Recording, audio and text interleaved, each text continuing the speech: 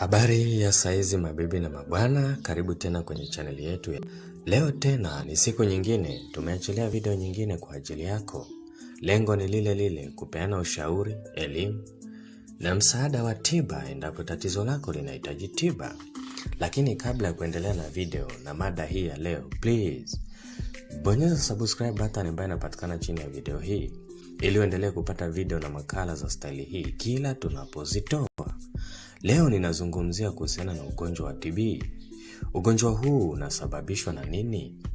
Tazama video hii mpaka mwisho, nimeeleza kila kitu. Ugonjwa wa TB au ugonjwa wa kifua kikuu ni ugonjwa ambao kwa kitaalamu hujulikana kama tuberculosis.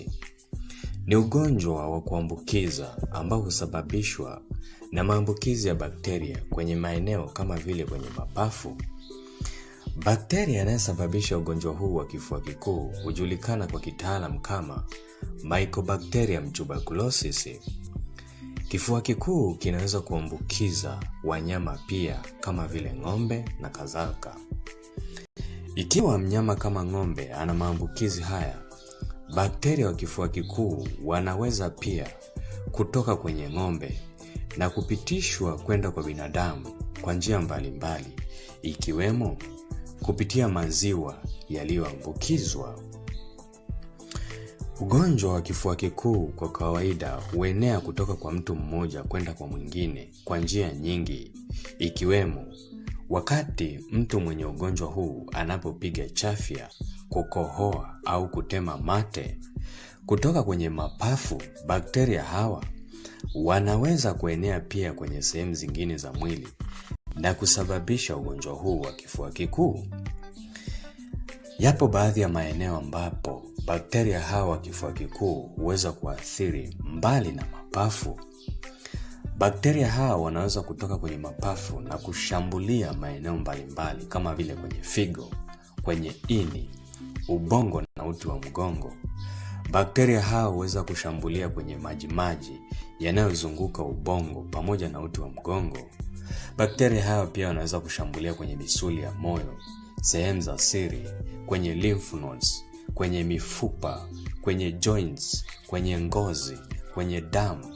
Hapa nazungumzia kwenye kuta za mishipa ya damu, kwenye koo, eneo la kisanduku cha sauti ambalo hujulikana kama voice box. Haya ni baadhi ya maeneo ambapo bakteria hawa pia huweza kushambulia. Kuenea kwa bakteria hawa ni pole pole, na wakati mwingine inaweza kuchukua muda hata wa miaka bila mtu kuonyesha dalili yoyote ya kifua kikuu, lakini anavimelea ndani.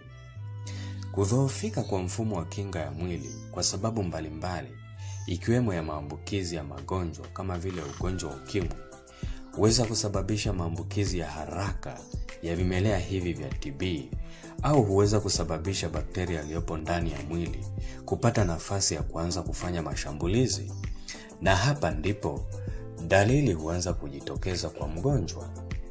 Lakini pia watu wanaoishi katika nyumba zilizojaa watu au kukaa kwenye sehemu zenye msongamano mkubwa wa watu kama vile masokoni, kwenye daladala, kukosa lishe bora na kadhalika, vyote hivi huhusishwa na kuongeza hatari ya maambukizi ya ugonjwa huu wa TB au ugonjwa wa kifua kikuu.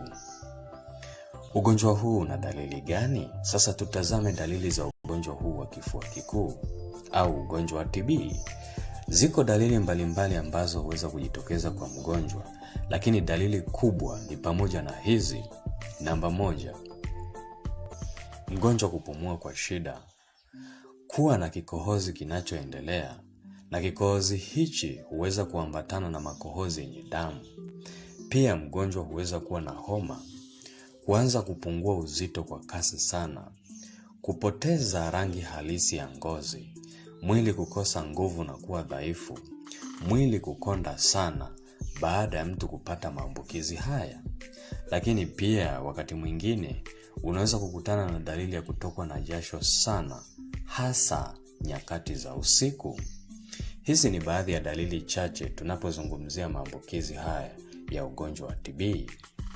Kama una tatizo hili au una dalili hizi ambazo nimezitaja kwenye video hii, Hakikisha unafanya vipimo kwa haraka zaidi ili endapo una shida hii uanze tiba mara moja.